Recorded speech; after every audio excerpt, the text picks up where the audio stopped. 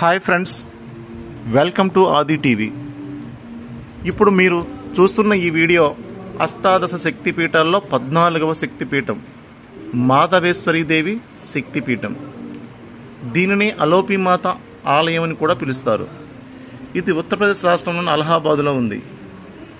ప్రయాగరాజ్ జంక్షన్కి 5 కిలోమీటర్ల దూరంలో, త్రివేణి సంగమంకి 7 కిలోమీటర్ల దూరంలో ఉంది. ఇక్కడ అమ్మవారికి ప్రత్యేకంగా విగ్రహం అంటూ ఏమీ ఉండదు. ఒక ఊయల ఉంటుంది.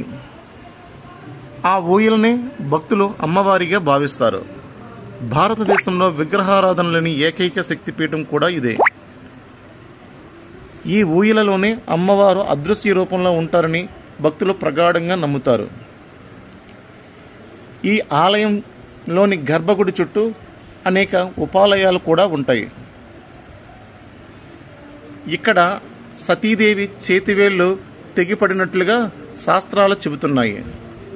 ఇటీవలే తాము కాశీ వెళ్ళినప్పుడు ప్రత్యేకంగా ఈ శక్తిపీఠాన్ని దర్శించుకున్నాం. చాలా అద్భుతంగా ఉంది. అవకాశం